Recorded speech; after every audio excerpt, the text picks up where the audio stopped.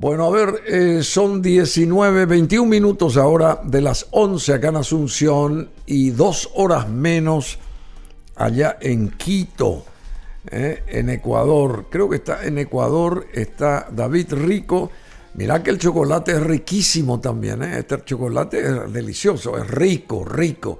Pero aquí viene un amigo de apellido Rico, que se llama David Rico, ya se sonríe, estamos en conexión. Él creo que está en Quito, Ecuador. Quito es la capital de Ecuador, donde el uso horario nos indica las 9 de la mañana y 22 minutos. Ahora, estamos en directo con David Rico. ¿Cómo te va, David? Él es ecuatoriano, venezolano, español. 3 nacionalidades tiene David Rico: ecuatoriano, venezolano y español. Dice que él es íntimo amigo de Maduro, allá en Venezuela. ¿Vos, ¿Vos sos muy amigo de Maduro o no? ¿Cómo te va? ¿Cómo estás? Bien, bien, muy bien, Bruno, ¿cómo estás? Bueno, nada más lejano a la realidad, pero Eh, sería incapaz de ser amigo de un ser así, ¿no? no sos amigo de hoy el presidente o dictador Maduro de Venezuela. Pero ¿por dónde viene lo de España, che? ¿Por qué vos sos también español al mismo tiempo de haber nacido en Ecuador? No, yo soy venezolano de nacimiento. Al Eh, revés, vos naciste en Venezuela. yo soy venezolano, yo viví hasta el 2014 en Venezuela, o sea, 30 años de mi vida las viví en Venezuela, Mm. pero mi padre es español y mi madre es ecuatoriana. Por ahí viene la mano. Ajá. Por eso vos sos muy amigo entonces de Maduro, porque 30 años viviste en Venezuela. ¿Eh? No, la verdad es que, bueno, peleamos mucho. Me dedico a la consultoría política y me he dedicado a la política justamente por culpa de Hugo Chávez, es decir, por culpa de luchar en contra de la dictadura primero de Hugo Chávez y después la de Nicolás Maduro, ¿no? Y co- Entonces, Pero, digamos que ¿y hace cuánto que no estás físicamente visitando tu propio país? ¿Hace cuánto tiempo? desde el 2014, yo no voy a Venezuela desde el 2014, O sea que estás hace 11 años no hace yendo a 11, tu propio país. así es. Y la imagen de tu país, digamos, ¿no? La imagen. ¿Cómo está ahí la convivencia en tu país? La convivencia entre ustedes, los venezolanos, digamos, porque seguís siendo venezolano, evidentemente, naciste en Venezuela. ¿Qué sabes de la convivencia en Venezuela hoy? Más allá de todo el maquillaje, lo que se pueda decir o no decir. La realidad de Venezuela, ¿cuál es? No, la realidad de Venezuela es que en términos sociales existen graves problemas todavía de servicios públicos. La economía no funciona del todo bien, a pesar que ha mejorado con respecto a años anteriores, con respecto al 2018-19. Tenemos una economía que se ha estabilizado gracias a la apertura, sobre todo de las empresas petroleras norteamericanas que se encuentran en territorio venezolano explotando el petróleo. Entonces, digamos que de alguna manera eso ha hecho que la economía se dinamice y también la apertura a la dolarización no oficial, pues ha permitido que haya cierta estabilización en la economía. Eso no quiere decir que esté bien, eso no quiere decir que Venezuela hoy sea un país próspero, lo que quiere decir es que ya la gente, digamos, no se ven esas imágenes de hace 5 o 6 años en donde la gente buscaba en la basura cualquier cosa para comer, ¿no? Eso ya no se ve. En términos de seguridad ciudadana ha mejorado muchísimo. Venezuela llegó a ser el país más violento del mundo, hoy ya no lo es. O sea, más violento del mundo, más violento del mundo. Sí, Sí, sí, sí, sí, sí, llegó sí. a ser el país más violento del mundo, había mucha violencia, mataban a mucha gente en la calle, es decir, era un país muy, muy inseguro. Hoy ya ha dejado de serlo. Entonces, digamos que en estos factores sí se ve una mejoría, un cambio importante. Ahora, en materia, por ejemplo, de salud pública, pues es muy mala, ¿no? La salud es muy cara, es decir, la gente solo puede acudir a la salud privada, y la salud privada es muy, muy cara porque digamos que los materiales que necesitan para cualquier operación, por ejemplo, pues no se encuentran con facilidad. Las mismas clínicas pues tienen graves problemas de abastecimiento de productos. Entonces eso hace que se encarezca demasiado la salud, y bueno, sea muy complicado para la mayoría de los venezolanos acudir a los centros de salud. Ahora, en Venezuela la gente se puede morir por enfermedades que en el resto del mundo la gente no se muere, ¿no? Por lo costoso, por lo complicado que está el tema de la salud.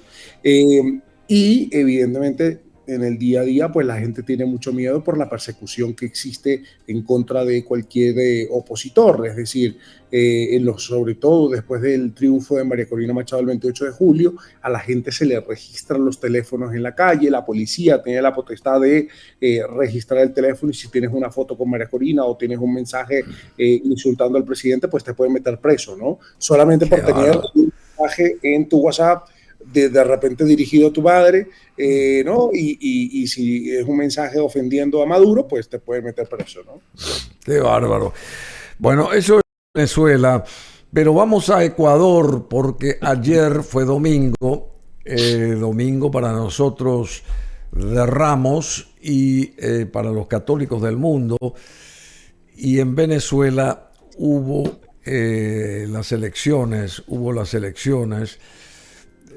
¿cómo que se llama esto? ¿Cómo se dice eso? ¿Cómo se dice?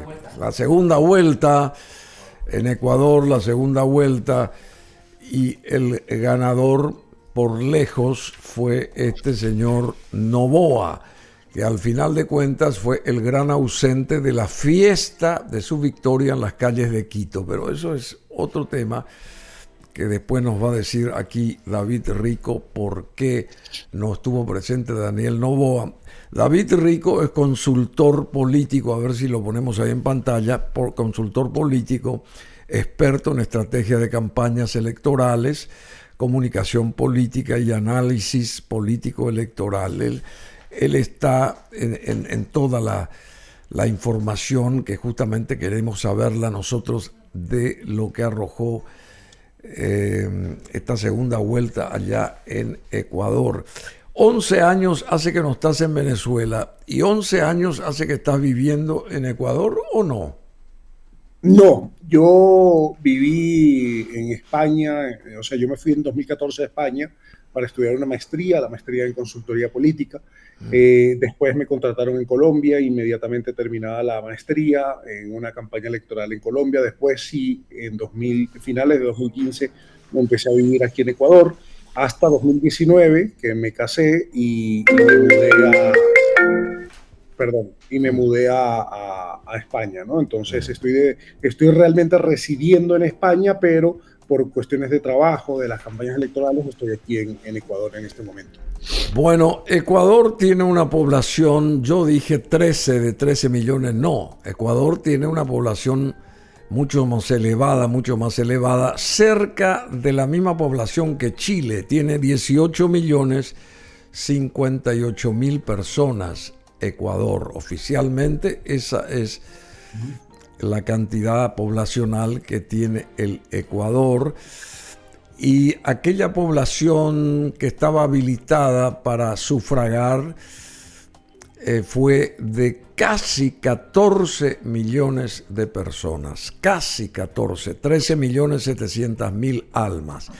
Y los votantes, los que pusieron ahí su voto en las urnas,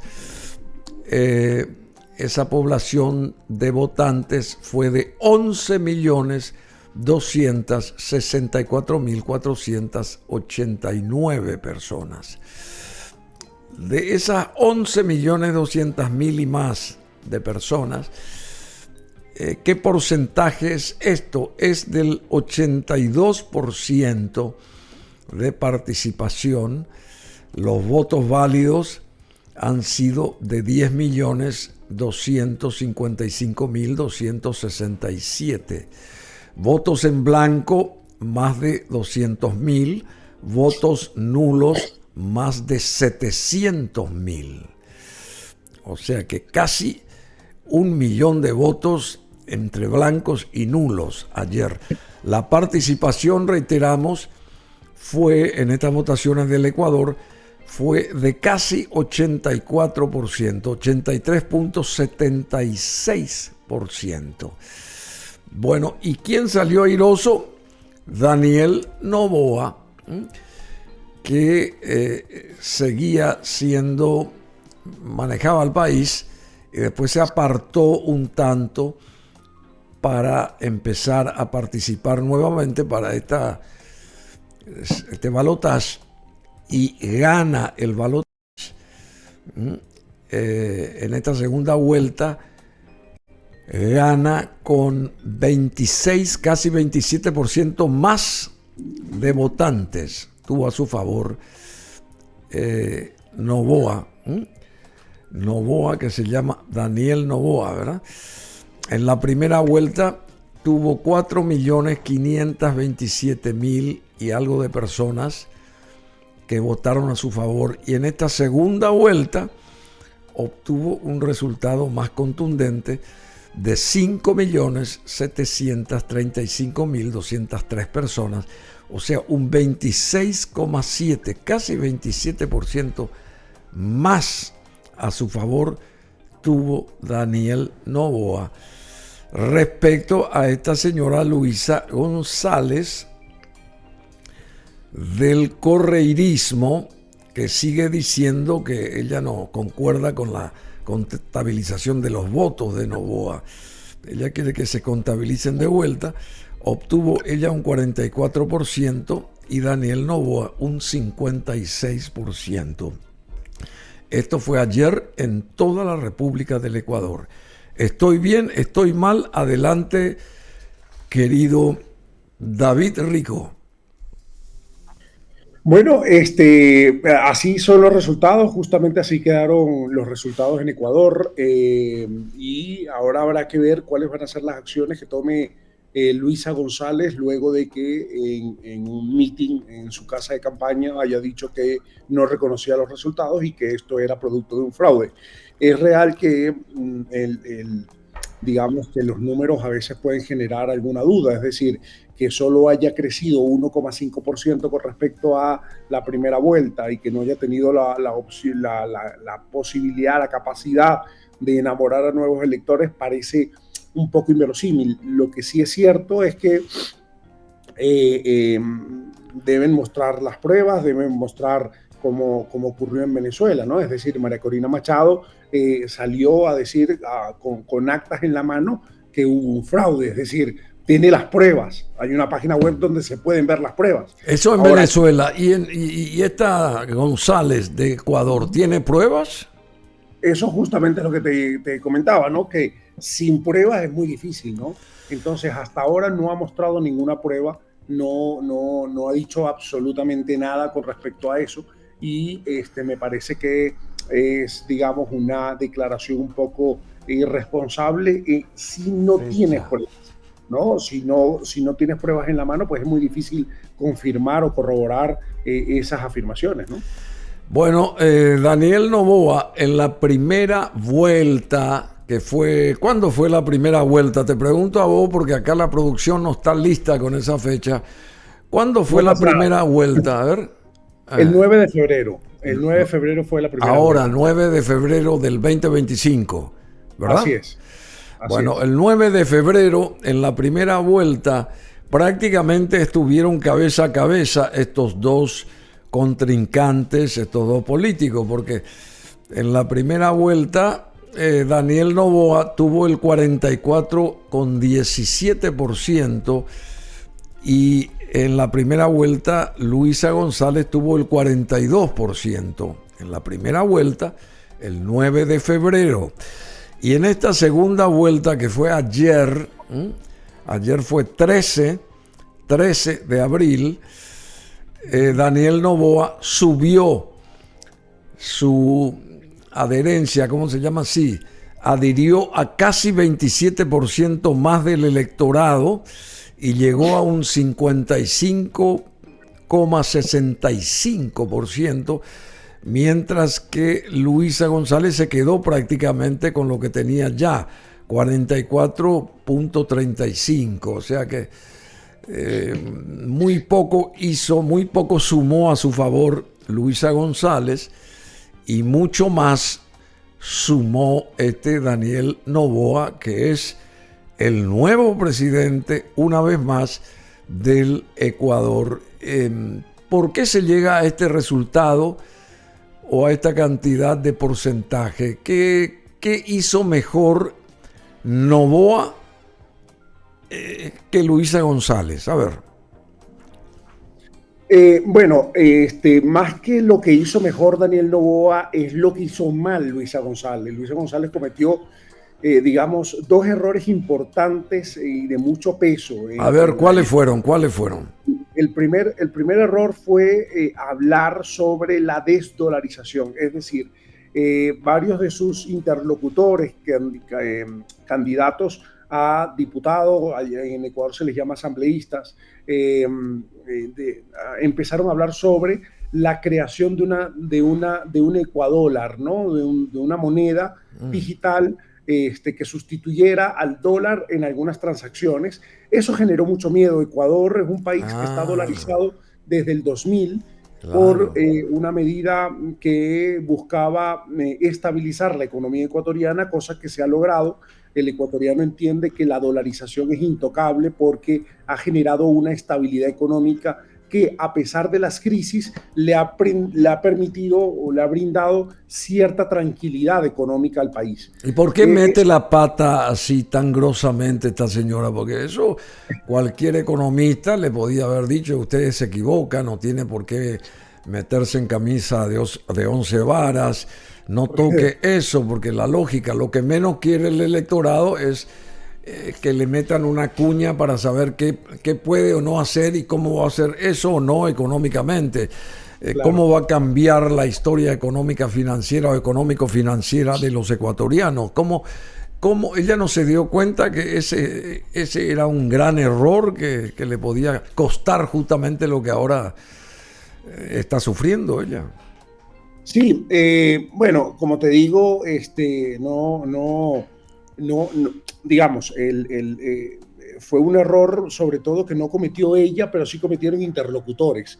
Lo que se vio es que no había de alguna manera un control sobre lo que hablaban estos diputados o otras figuras importantes del correísmo, como el propio Rafael Correa, en una entrevista que le hicieron en RT, el canal ruso, Russian Today, en donde hablaba sobre la necesidad de cambiar la moneda en Ecuador, y eso le afectó mucho. El segundo tema, que también fue bastante controversial, fue el tema de los gestores de paz. No explicaron bien de qué se trataba esto de los gestores de paz, y eso permitió que digamos, la campaña de Noboa les atacara comparándoles con las fuerzas de choque que existen en Cuba, Nicaragua o Venezuela, ¿no? Entonces esto generó mucho miedo en la población porque se hizo una comparativa durante las últimas 2 semanas de lo que podía pasar en Ecuador si ganaba Luisa González, y comparaban con Venezuela, ¿no? Decían que iban a ir hacia una venezolanización en cuanto a la persecución, en cuanto a lo dictatorial. Y eso hizo que la gente tuviera mucho miedo sobre qué iba a pasar con esto de los gestores de paz, ¿no? Entonces, al final, perdóname, más bien fue un error estratégico de la campaña de Luisa González, más que un acierto de cualquiera de las dos campañas, ¿no? Bueno, pero me parece que el propio Rafael Correa se pisó la cola, porque si él trajo la dolarización como gran éxito en su país y nadie quiere dejar de lado el dólar porque les fue bien, les va bien, ¿cómo él mismo va a proponer un cambio de lo que él propuso en la vara económica, digamos, como... No sé, me parece que es un contrasentido que él mismo se ató la cuerda al cuello, porque después, si ganaba la Luisa González, el siguiente presidente iba a ser otra vez Rafael Correa ahí en Ecuador, y evidentemente ahora ya no lo va a hacer por bastante tiempo, porque ya tomó el toro por las astas mucho más enérgicamente Daniel Noboa. Eso es lo que me extraña, cómo puede él mismo negativizar algo que él mismo impuso, porque él impuso el dólar como moneda corriente en Ecuador, rechazando la que estaba antes. ¿Cómo se llamaba la moneda anterior del Ecuador? El sucre. Sucre, claro, el sucre. Y bueno, dejaron de lado el sucre, impusieron el dólar, que es un sinónimo de fortaleza en el mundo, y más ahora, donde todo está inestable, y no puede salir a decir que van a volver a cambiar la moneda. Me parece medio tirado de los pelos. Eso es lo que yo percibo, ¿verdad? No soy nadie, pero... ¿Y qué va a pasar de esta Luisa políticamente, de la Luisa González? ¿Qué va a pasar? ¿Ella tiene fuerza? O sea, su partido, su movimiento, ¿tiene fuerza en el Parlamento a partir de ahora del Ecuador? Sí, de hecho es la primera fuerza del país. El correísmo tiene un asambleísta más que Rafael, que el novoísmo, es decir, que el presidente Noboa, ADN, su partido, y tiene obviamente mucha fuerza dentro de la Asamblea Nacional. Habrá que ver después del resultado de ayer cómo va a ser la configuración de fuerzas y quién puede de repente saltar, como decimos en Venezuela, saltar la talanquera y cambiar de bando, ¿no? Pero lo cierto es que a día de hoy el partido más fuerte es el partido del correísmo, por su, digamos, no solamente por su participación, digamos, su representación en la Asamblea, sino que también lo que, digamos, cómo está conformado el partido. El partido es el más fuerte en términos de presencia territorial, y eso hace que tenga, en este caso, un asambleísta más.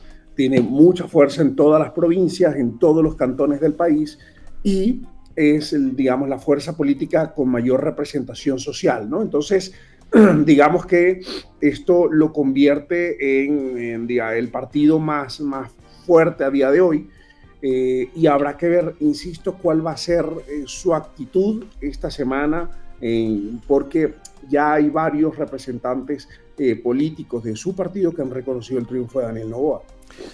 Decime, ¿y qué pasa? ¿Por qué no salió a las calles a festejar Daniel Noboa? Porque protesta la gente, me parece, por eso. ¿Qué pasó ahí? ¿Por qué él? No sé, quiero que me cuente, porque yo no seguí atentamente esto, sino simplemente me baso en lo que sale en los medios. Él no salió a festejar con el pueblo, digamos, su victoria. No salió a festejar porque se encontraba, él decidió esperar los resultados en su casa de toda la vida, en una población costera que se llama Olón. Y bueno, esta población queda bastante lejos de Quito, a más de una hora en avión, y pues digamos que decidió recibir allí los resultados, y por eso es que no estuvo en las calles de Quito, ¿no? Fue una decisión personalísima, así que digamos que esa fue la motivación por la que decide, digamos que no sale a las calles de Quito, pero en las calles de Quito, especialmente en ciertos lugares del norte de Quito, que es la zona más pudiente, pues se vieron caravanas de festejo, ¿no? Por los resultados. Ese movimiento que él tiene, el partido de Daniel Noboa, es ADN. ¿La A qué es? Acción Democrática Nacional. Que es también Acción de Daniel Noboa, sería. ADN es Daniel Noboa. DN es Daniel Noboa. Acción Democrática Nacionales. La verdad es que Álvaro Noboa, que es su papá, fue candidato varias veces a la presidencia, y mucha gente cree que es más bien Álvaro Daniel Noboa, ¿no? Y bueno, es más o menos así. ADN es, claro, Daniel Noboa, y Álvaro es el papá. ¿Y el papá vive o no vive? Vive. Vive. Se encuentra bastante mal de salud en los últimos tiempos, pero vive todavía. Que estuvo varios años, quiso ser el presidente de el Ecuador, ¿verdad? Así es, así es. Pero bueno, él vive todavía, él vive. Bueno, Noboa es el presidente millennial y de mano dura, lo califican también muchos, que gobernará Ecuador hasta el 2029. Es el presidente más joven de Latinoamérica y de la historia democrática del Ecuador.